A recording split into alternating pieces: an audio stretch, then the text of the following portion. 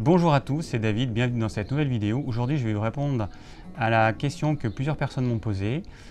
Pourquoi je déconseille le 100% cru? Alors, il y a quelqu'un qui m'a dit que pourtant, le 100% cru, l'aliment qui est cru contient tous les nutriments, il va contenir toutes les enzymes nécessaires à sa bonne digestion.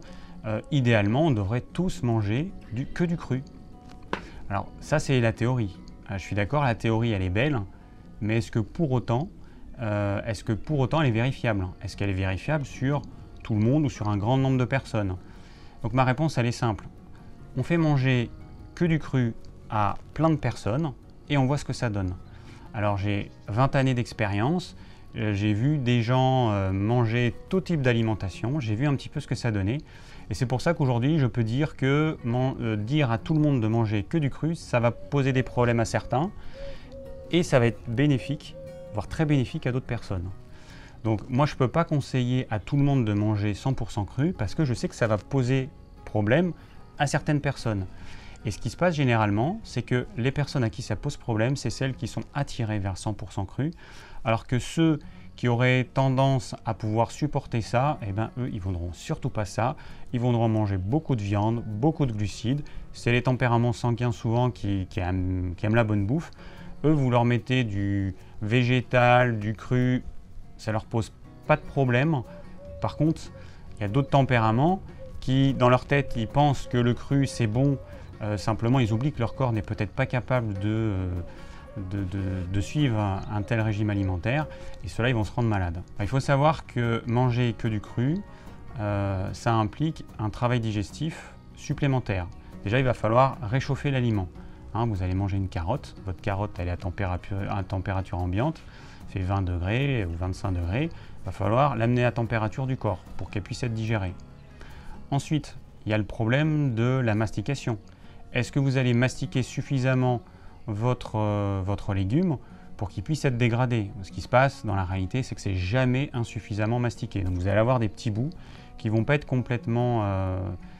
qui vont pas être suffisamment petits, et du coup nos enzymes digestifs ne pourront pas dégrader correctement ces petits morceaux de nourriture. Il y a une partie qui va se retrouver dans le côlon, qui va fermenter, et puis nos bactéries, notre microbiote, il va grignoter ces éléments indésirables, et il va y avoir une production de gaz qui va entraîner un inconfort, une production de toxines. Alors on pourrait me dire, c'est pas un problème, moi j'ai pas besoin de mastiquer, je prends des jus.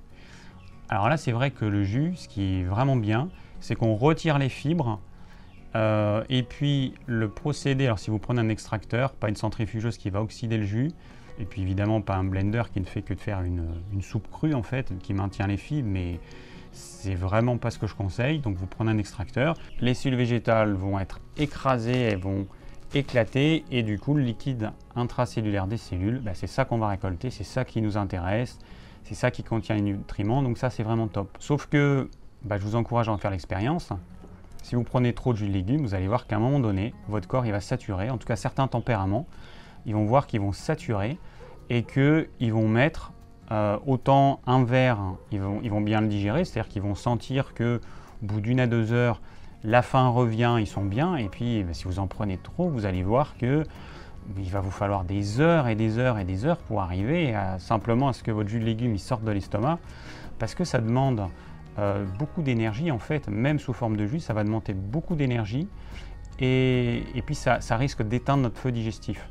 Il faut voir notre estomac un petit peu comme un chaudron, et quand on met trop de liquide d'un coup, le feu digestif il va s'éteindre, et du coup la digestion va être longue et laborieuse, et elle va être incomplète. Et ces personnes qui petit à petit, à mesure qu'elles vont manger trop cru, qu'elles vont prendre trop de jus de légumes, et qui vont avoir une digestion laborieuse, petit à petit elles vont se rendre compte qu'elles vont perdre en vitalité, elles vont être fatiguées, fatigables. Ça peut se voir sur la peau, ça peut se voir sur les cheveux. La digestion elle va pas être top, elle va être lourde, elles vont se sentir mal. Et donc tout ça c'est des signaux d'alarme pour vous dire attention, il y a quelque chose qui ne va pas. Alors dans le milieu naturel, il y en a qui vont dire que c'est bien, que le corps se nettoie, que c'est un signe d'élimination des toxines. Il faut arrêter, il faut quand même être lucide. C'est le cas quand c'est de façon ponctuelle, sauf que ce qui va se passer généralement, c'est que l'énergie va décliner, et ce ne sera pas du tout de façon ponctuelle. Donc ce n'est pas du tout une élimination des toxines, c'est simplement que la personne elle a une vitalité en baisse, et c'est surtout que la personne en digérant mal, elle va s'intoxiquer, elle va produire des toxines. Encore une fois, en pensant manger sainement, en pensant faire du bien à son corps, on fait exactement l'opposé. Il faut quand même rester raisonnable. Il y a des personnes qui vont prendre par exemple un demi-litre de jus de légumes par jour. Alors pour certaines ça va aller, hein, il n'y a pas de problème, mais alors pour d'autres ça fait beaucoup trop. Moi par exemple, je vais prendre en moyenne 25 centilitres, donc un quart de litre, 25 centilitres, 30 centilitres, mais pas plus. Si j'en prends plus, je le ressens, ça fait trop, je me sens pas bien, je sens que ça passe pas. Voilà, il faut écouter votre ressenti. Alors bon, moi, j'en prends une fois par jour, donc c'est pour ça aussi. Après, si vous prenez un demi-litre et que vous prenez 2 fois à des moments différents dans la journée, et si ça vous amène une sensation agréable, si vous vous sentez bien, si vous vous sentez plein d'énergie, ok, pas de problème. Encore une fois, écoutez votre ressenti. C'est pas moi qui peux vous dire ce qui est bon pour vous, c'est vous qui seul pouvez le savoir. C'est vrai qu'on pose souvent la question, quelle quantité je dois boire, quelle quantité de telle chose je dois manger. Mais j'en sais rien, moi, j'en sais rien. Je suis pas votre corps, je connais pas votre tempérament, je peux pas vous répondre. Par contre, j'essaie de vous montrer comment vous pouvez le voir, parce que vous êtes seul à pouvoir le voir, parce qu'il faut savoir que tout ça, ça va changer. Ça va changer en fonction de votre activité physique. Avec les années, ça va changer. Donc en fonction de votre âge, en fonction de la saison, ça va changer. On va pas boire autant de jus de légumes, par exemple, l'hiver que l'été. Ça va changer en fonction de plein de paramètres. Si vous dormez mal, vous serez fatigué, vous digérez moins bien, etc., etc. De jour en jour, ça peut changer. Un jour, vous allez bien supporter un demi-litre de jus de légumes, et puis un autre jour, vous ne savez pas pourquoi, vous serez peut-être fatigué. Déjà, en prenant la moitié, ce sera le max. Et puis même la moindre gorgée, un autre jour, vous ne la supporterez pas. Donc je vous invite vraiment à être à l'écoute de votre corps. Ça, c'est vraiment super important et personne d'autre que vous ne pourra le faire. Donc en résumé, manger 100% cru, c'est impossible que je le conseille. Parce que je sais qu'il y a des personnes qui vont se rendre malades si elles font ça. S'il y a des tempéraments qui ont envie de tester, pourquoi pas. Les tempéraments pour qui ça ne pose pas de problème, c'est les personnes qui ont le teint rouge, qui ont toujours chaud, qui ont beaucoup d'énergie, qui digèrent absolument n'importe quoi. Là, a priori, il n'y a pas de problème, il y a peu de risques que le feu digestif soit éteint. Enfin, il y a peu de risques. Ça dépend, parce que moi, j'ai rencontré pas mal de personnes qui, durant leur vie, avaient un tempérament sanguin, et puis elles se sont épuisées. Et puis, le tempérament sanguin, il a été remplacé par un autre tempérament. Elles avaient moins de vitalité, elles devenaient frileuses, et du coup, on ne peut plus conseiller la même chose à ces personnes-là. Donc, c'est pas parce qu'à 20 ans, à 30 ans, on avait plein d'énergie, on pouvait tout digérer, on avait tout le temps chaud, et puis que ça va durer toute la vie. Si on n'a pas un mode de vie équilibré, si on ne dort pas suffisamment, si on mange n'importe comment, si on s'épuise inutilement, on peut changer de tempérament. Donc, je ferai une vidéo sur les tempéraments parce qu'il y a plusieurs personnes qui me l'ont demandé. C'est pas encore prêt parce que ça me demande un petit peu de travail préparatif, mais ça va venir. Donc voilà pourquoi le 100% cru, je ne le conseille pas à tout le monde. Moi, ce que je conseille, c'est en fonction de son ressenti, de mettre suffisamment de cru. Je ne vais pas dire le maximum parce que quand je dis ça, en fait, il y a des personnes qui vont avoir tendance à en mettre trop et qui vont vouloir mettre quasiment que du cru. Le problème, c'est que le cru, il va prendre toute la place dans votre estomac et qu'il y a d'autres aliments que vous ne pourrez pas manger parce que vous serez plein de choses crues, plein de fibres. Je rappelle encore une fois, les fibres, c'est bien, il faut en manger. L'excès de fibres, c'est nocif. L'insuffisance de fibres, c'est pareil, ça pose problème. Il faut un juste équilibre. C'est pas parce que quelque chose est bien qu'il faut aller dans l'excès et par exemple ne pas et puis manger par exemple les fibres, les déchets du jus de légumes. Il y a des personnes qui me disent mais pourquoi tu prends des jus de légumes pourtant les légumes ils ont des fibres, les fibres sont bonnes. Oui, mais l'intérêt c'est de concentrer dans un faible volume beaucoup de nutriments. Le jus de légumes, c'est ça qu'il a comme intérêt. C'est que dans mon verre de jus de légumes, je vais avoir un concentré de nutriments, alors que si j'avais mangé l'équivalent légumes, ça m'aurait rempli l'estomac et j'aurais rien pu manger d'autre. Ça m'aurait entraîné une digestion laborieuse, l'excès de fibres aurait entraîné une irritation de mon gros intestin, il y aurait une production de gaz irritant dont certaines substances seraient repassées dans le sang, donc ça m'aurait intoxiqué. Non, c'est pas ça qu'on veut. Moi, mon but, c'est de vous conseiller ce qui vous permet d'être en bonne santé. Donc l'excès de fibres, c'est absolument pas quelque chose qui permet la bonne santé. Donc c'est pour ça que, encore une fois, il faut être modéré, il faut écouter son corps et rester dans l'équilibre, tout simplement. Donc cette vidéo, elle a été tournée en 2 fois en fait. Au départ, j'avais fait une vidéo assez courte, assez simple. Et puis ensuite, j'ai vu la vidéo de Thierry Casasnovas, dont je vais parler. Et après, j'ai vu la vidéo que quelqu'un qui me suit a tournée. Et du coup, je me suis dit que j'allais rajouter dans la vidéo, qui d'ailleurs était finie, était montée, tout était fini, mais que j'allais rajouter ce qui va venir maintenant. Alors ce matin, j'ai vu une vidéo de Thierry Casasnovas dans laquelle il présente 2 personnes qu'il connaît apparemment depuis quelques années, qui font du sport extrême, donc qui font du sport tous les jours. Et le couple, ils mangent tous les deux 100% cru, ou quasiment 100% cru, depuis maintenant plusieurs années. Et je me rappelle avoir vu leur témoignage l'année dernière, quand j'ai commencé à suivre Thierry Casasnovas. Et je me suis dit, quand j'ai vu leur témoignage, donc de gens qui font beaucoup de sport et qui mangent 100% cru, je me suis dit que c'est quand même dingue.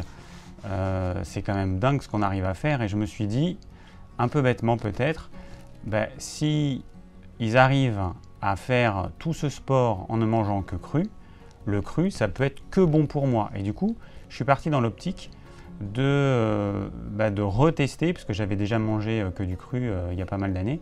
Et donc du coup, j'ai décidé de me remettre au 100% cru, simplement après avoir écouté leur témoignage. Et puis donc ce matin, quand j'ai réécouté cette vidéo-là, je me suis rendu compte que ce type de vidéo pouvait influencer pas mal de personnes. Sauf que, ce qu'on oublie de dire quand même, c'est que tout le monde ne fait pas du sport tous les jours et puis de façon aussi intensive. Ça veut dire que ces personnes vont brûler énormément d'acides faibles. Et ce n'est pas le cas de tout le monde. Il y a quand même très peu de personnes qui font du sport de façon intensive tous les jours. Même là, ils vont devoir lever un peu le pied parce que leur sport impliquait qu'il y ait des périodes où ils dorment parfois 1 heure dans la nuit. Ils disaient que sur une semaine, ils pouvaient dormir que 7 heures. Donc ça, ils se rendaient compte que c'était quand même mauvais pour l'organisme. Mais grâce à leur alimentation complètement crue, en fait, ils arrivaient à avoir des meilleures performances que ce qu'ils avaient avant. Et ils avaient des meilleures performances aussi que leurs coéquipiers. Donc quand on écoute ça, on se dit, c'est génial, moi je vais faire comme eux, je vais être super bien. Ils témoignaient qu'ils avaient, l'un avait de l'asthme, l'autre avait, je crois, des allergies. Et que grâce à ça, ça leur avait fait disparaître leurs problèmes. On a tous envie d'être bien, sauf que mon expérience m'a montré que ça ne marchait pas sur tout le monde. Il y a des tempéraments chez qui ça va fonctionner, et puis encore une fois, ça dépend de votre mode de vie. Si vous vivez dans une ville, que vous êtes hyper stressé, que vous avez un boulot qui ne vous convient pas, que vos horaires de travail font que vous dormez très peu, etc., eh bien, forcément, vous allez peut-être avoir un problème, avoir une alimentation 100% crue. Parce qu'il y a d'un côté, ça va vous demander peu d'énergie au niveau digestion, parce que vous allez manger finalement des choses très simples, en tout cas moins d'énergie que si vous mangez des choses complexes. Mais d'un autre côté, pour certaines personnes, eh bien, ça va peut-être éteindre leur feu digestif, ce tout cru. Et puis pour d'autres personnes, ça va leur demander un gros travail digestif. Même si en apparence, les fruits et les légumes crus se digèrent plus facilement, mais pour certaines personnes, ce n'est pas du tout le cas. Moi, comme j'ai dit tout à l'heure, j'ai eu des périodes où, avec un jus de légumes qui pourtant devrait être assimilable parfaitement, il y a des périodes où si j'en prenais trop ou alors si j'étais fatigué, pas bien, je le digérais très mal. Donc cette vidéo, je la trouve intéressante. Par contre, si moi j'avais interviewé quelqu'un, j'aurais rajouté une petite mention ou j'aurais rajouté à la fin en disant ça c'est l'expérience de grands sportifs qui ont autour de fin trentaine, début quarantaine. Ça c'est l'expérience de grands sportifs. Ça ne peut pas être applicable à tout le monde. On n'est pas tous pareils, on n'a pas tous le même mode de vie. Après eux, ils ont un mode de vie particulier, tout le monde ne peut pas faire comme eux, c'est pas possible. Et puis eux, c'est leur métier en fait, le sport. Donc je trouve que c'est bien de faire partager ce type d'expérience. Par contre, je pense qu'il faudrait rajouter un petit avertissement en disant foncez pas comme des débiles dans le 100% cru parce que cette vidéo vous a enthousiasmé. Non, parce que ça marchera peut-être pas pour vous, ça va peut-être même vous rendre malade. Voilà, c'est juste le petit bémol que j'aurais mis en conclusion de cette vidéo-là. Mais sinon, bon, moi je trouve que c'est génial en fait. C'est génial parce qu'on voit que l'organisme humain, il est capable de faire plein de choses. Mais attention, c'est pas parce qu'une minorité de gens sont capables de faire certaines choses que tout le monde va être capable. Hein, les grands champions sportifs, ils arrivent à faire des choses extraordinaires, ok, mais eux, ils y arrivent parce que déjà, ils s'entraînent du matin au soir. Et puis peut-être que leur organisme est fait pour ça, et mon organisme, il sera peut-être pas fait pour ça. Et même en m'entraînant autant que tel sportif, j'arriverai jamais à atteindre son niveau. D'ailleurs, c'est pour ça qu'il y a des premiers, deuxième, troisième, quatrième, etc. Il y en a qui sont meilleurs que d'autres, c'est comme ça. Alors ensuite, je vais rebondir sur le commentaire et puis la petite vidéo que m'a fait quelqu'un qui me suit, qui s'appelle Crudy, au sujet du 100% cru en fait. Donc lui, c'est un crudivore, donc il mange 100% cru. Donc c'est très bien, hein, si ça lui convient, moi je trouve que c'est super. Mais après, il me donne comme argument pour justifier le fait qu'on devrait tous manger cru et que c'est quelque chose de physiologique. Le premier argument, c'était qu'au début de l'humanité, forcément, on mangeait tous cru. Alors oui, c'est vrai, simplement les conditions, c'était pas du tout les mêmes. Je pense que si on regarde le nombre de kilomètres, donc c'était des chasseurs-cueilleurs à l'époque, si on regarde le nombre de kilomètres que ces premiers humains faisaient et nous, ce qu'on fait comme kilomètres à pied, je pense qu'on en est très loin. Que les conditions climatiques, elles étaient autres, c'est que nous, on a des vêtements, notamment l'hiver, pour se protéger. Eux, ils n'avaient pas grand-chose.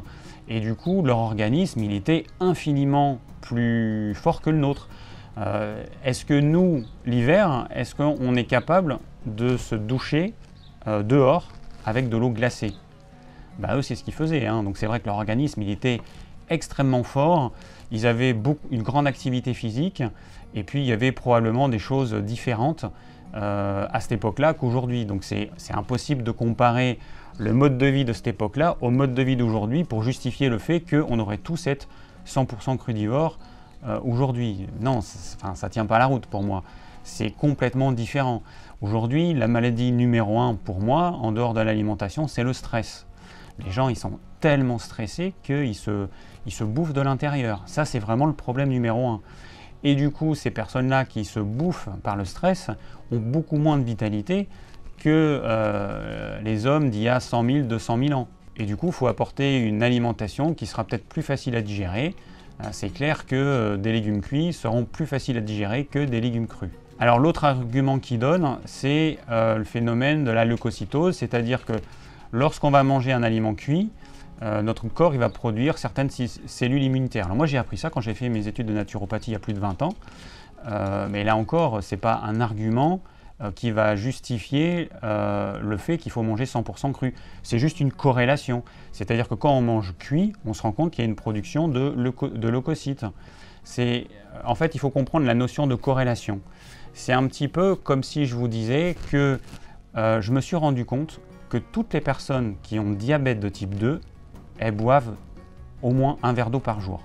Et du coup, je vais dire, il y a un lien de corrélation entre le fait de boire un verre d'eau par jour et d'avoir un diabète de type 2. Alors, je pourrais en prendre des exemples à l'infini, hein, que toutes les personnes qui ont telle maladie, elles ont tel comportement. Mais ça, c'est juste une corrélation, ce n'est pas du tout une preuve de cause à effet. Et il faut bien faire le distinguo entre les deux. Parce que pour donner un exemple, ce qui s'est passé avec le cholestérol, c'est ça en fait. C'est qu'il y avait un lien de corrélation. On n'a jamais pu prouver que le fait de faire baisser le taux de cholestérol allait améliorer la mortalité des gens, mais on s'est rendu compte que les personnes qui avaient tel type de maladie avaient un taux de cholestérol élevé. Sauf que les recherches d'aujourd'hui montrent qu'avoir un taux de cholestérol élevé, c'est tout à fait bénéfique pour le cerveau et puis pour tout le corps en fait. Parce que le cholestérol, le cerveau, il faut quand même savoir que dans le cerveau, il y a 25% de la totalité du cholestérol qu'il y a dans le corps. Le cholestérol, c'est quelque chose de vital pour le cerveau. Et de la même façon, le cholestérol, il est vital pour la production d'hormones, que ce soit les hormones type œstrogène, testostérone et tout un tas d'autres hormones. Donc le cholestérol, il est vital. Et on s'est rendu compte qu'en le baissant, en fait, on avait beaucoup plus de problèmes que si on le laissait, ça crée plutôt d'autres maladies que si on le laissait tel qu'il était. Et du coup, tout ça pour dire que on a, pendant des dizaines d'années, on a juste eu une relation de corrélation entre le taux de cholestérol élevé et certaines maladies, sauf que les laboratoires ils sont engouffrés là-dedans et ils ont dit c'est parce que le taux de cholestérol est élevé que les gens ont telle maladie, donc on va faire baisser le taux de cholestérol. C'est comme si moi je disais c'est parce que les gens boivent un verre d'eau par jour qu'ils ont le diabète de type 2, donc je vais faire en sorte que les gens ils arrêtent de boire un verre d'eau par jour et je vais leur donner par exemple du coca. Voilà. C'est exactement la même chose et c'est ce qui s'est passé avec le cholestérol. Et donc là, l'argument concernant la production de ces cellules immunitaires quand on mange, ok, mais il faut savoir quand même que de toute façon, tout notre système, les trois quarts de notre système immunitaire se trouvent au niveau de notre tube digestif. Pourquoi ? Parce que en fait, c'est la plus grande surface d'échange avec l'extérieur et c'est surtout que c'est une surface d'échange qui est extrêmement fragile. C'est qu'au niveau de la peau, vous avez 7 couches de cellules. Au niveau de l'intestin, vous avez une seule couche de cellules. Pourquoi ? Parce qu'en fait, il faut que l'épaisseur de l'intestin soit faible pour laisser passer les nutriments. Mais le problème, ce qui se passe aujourd'hui, c'est que l'intestin, c'est une vraie passoire. Au lieu d'être comme ça, les cellules, elles vont s'écarter et du coup, il va y avoir des éléments indésirables qui vont traverser la barrière intestinale. Donc, ce qu'il faudrait voir, par exemple, dans ces tests qui ont été faits, est-ce que ça a été fait chez des gens qui avaient un intestin sain ou est-ce que ça a été fait chez des gens qui ont un intestin qui est complètement enflammé? Parce que du coup, s'ils mangent des choses cuites, forcément, l'intestin qui est enflammé, il va y avoir des molécules de cet aliment qui vont être reconnues comme un corps étranger, qui vont passer dans le sang, et ça va entraîner une production de certaines cellules immunitaires, ce qui est tout à fait normal. Donc c'est pour ça, en fait, cet argument, moi je l'ai eu quand j'ai fait mes études de naturopathie, ça ne m'a pas empêché de... Alors j'ai testé l'alimentation cuite, l'alimentation crue, moi j'ai tout testé, mais ça ne m'a pas empêché de manger cuit parce que ce n'est pas un argument en fait valable, en fait, c'est pas du tout valable. Aujourd'hui, en tout cas, un certain nombre de scientifiques pensent que si l'être humain il est ce qu'il est aujourd'hui, c'est à partir de la découverte du feu, parce que ça lui a permis de faire cuire ses aliments, et parce qu'on sait que par exemple de la viande cuite, elle va demander moins d'énergie pour être digérée que de la viande crue. Du coup, cette énergie elle va pouvoir être disponible pour le cerveau, pour le système immunitaire. Et donc on pense aujourd'hui que si on s'est développé de cette façon-là, c'est grâce notamment au fait qu'on a cuit les aliments. Et puis moi j'aimerais quand même qu'on arrête de vouloir imposer aux autres son mode de vie. C'est très bien que ça te convienne, c'est super, mais moi ça me convient peut-être pas, ou alors moi j'ai peut-être pas envie de faire comme toi. Donc j'aimerais qu'on me laisse libre de faire ce que j'ai envie. Et moi, j'ai envie de laisser aux gens la liberté de choisir ce qu'ils ont envie de faire, ce qu'ils ont envie de manger, comment ils ont envie de manger. Puis l'alimentation, ça reste quand même un plaisir. C'est vrai qu'il y a des choses cuites qui sont super bonnes. Et en fait, dans le cru, on a d'autres saveurs qui, moi, j'adore ce qui est cru et je ne pourrais pas m'en passer. Et j'aurais tendance à en manger trop, il faut que je fasse attention parce que sinon ça me pose des petits problèmes, je perds du poids, je deviens fatigué et tout. Donc il faut que j'ai un juste équilibre entre le cru et le cuit, mais j'aime le cuit. Moi je fais beaucoup de cuisine. Dans ma famille, moi j'ai une partie de ma famille qui vient du Périgord, donc j'ai été élevé par la bonne cuisine française. Mon père c'est pareil, il cuisinait vachement bien. Moi j'adore les champignons par exemple. Je sais pas, mais manger une poêlée de cèpes parfumée à l'ail et au persil, c'est délicieux, qui ont cuit dans l'huile d'olive, c'est super bon. Bon vous prenez des cèpes crus, c'est pas pareil quoi, c'est clair. Donc l'alimentation c'est pour nourrir le corps et puis c'est aussi pour le plaisir que ça peut nous apporter. En tout cas moi je le vois comme ça. Donc cuisiner, faire des choses cuites, et ben pour moi, ça va m'apporter du plaisir aussi, tout simplement. Là, en été, je me régale à manger des ratatouilles, c'est super bon. J'ai fait une soupe il n'y a pas longtemps, une soupe de légumes, courgettes, aubergines, fan de radis et avec une carcasse de poulet qui a donné du goût au bouillon. Franchement, c'était trop bon. Voilà, et puis il y a plein de choses comme ça que j'adore faire. Et j'aime bien aussi me faire des galettes au sarrasin de temps en temps. Et à l'intérieur, je vais mettre par exemple du houmous, je vais mettre tout un tas de trucs, de la purée de courgettes, aubergines, plein de choses. C'est trop bon. Voilà, donc l'alimentation, ça reste aussi du plaisir. J'en ai un petit peu assez de ces guerres de religion entre les crudivores, les véganes, les végétaliens, les végétariens, les flexitariens, etc. Ça n'a aucun intérêt. On est tous sur Terre, on est différents. Nous en France, on va être différents des Indiens d'Inde, on va être différents des aborigènes d'Australie, on va être différents des Amérindiens d'Amérique du Sud, on va être différents des Africains, on n'a pas le même mode de vie, on ne mange pas la même chose. Pourquoi est-ce qu'on voudrait que tout le monde mange la même chose? Pourquoi? Puis j'en ai assez de ce prosélytisme de certains qui consiste à vouloir convaincre les gens que ce qui leur convient doivent forcément convenir aux autres, essayer de prouver. Moi, je veux rien prouver en fait. Moi, je veux juste montrer un petit peu tout ce qui existe pour que les gens puissent choisir en connaissance de cause. Il y a des façons de manger, il y a des modes de cuisson par exemple. J'ai fait une vidéo là-dessus. Il y a des modes de cuisson qui sont plutôt physiologiques. Puis il y a des modes de cuisson qui sont vraiment pas bons pour la santé, on le sait très bien. C'est clair que manger des aliments qui ont carbonisé en partie sur un barbecue, on se doute bien que c'est quand même pas très bon pour la santé. Ou alors prendre de la friture, manger des aliments frits, c'est pareil. On se doute bien que c'est quand même pas bon pour la santé, c'est pas le problème du gras. C'est le problème de la haute température, et puis c'est le problème d'un gras qui est cuit, recuit, archi-cuit. Voilà, mon but c'est ça en fait. C'est simplement de dire certaines choses. Alors pour certains, en fait, j'enfonce des portes ouvertes. C'est vrai qu'on peut me critiquer en me disant que j'enfonce des portes ouvertes, je dis des choses qui sont évidentes. C'est pas parce que c'est évident pour toi que c'est évident pour tout le monde. Il faut quand même être un petit peu ouvert au monde. Tout le monde n'est pas comme toi. Et il faut respecter le fait qu'il y a des personnes qui vont apprendre des choses dans mes vidéos, même si pour toi, c'est des choses qu'on a vues partout, qu'on a vues et qu'on a revues et qui ont été dites et redites. Peut-être que ma façon d'exprimer les choses est différente et du coup, ça va attirer d'autres personnes ou peut-être que je vais expliquer les choses différemment et que les gens vont peut-être comprendre alors que avec d'autres youtubeurs, les gens n'ont pas compris le message qu'ils voulaient faire passer. Voilà, donc pour moi, il y a de la place pour tout le monde.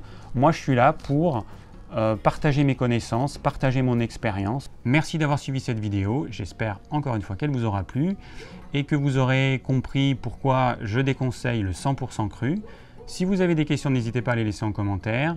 Si vous désirez recevoir gratuitement mes conseils pour une alimentation saine, cliquez sur le lien ci-dessous.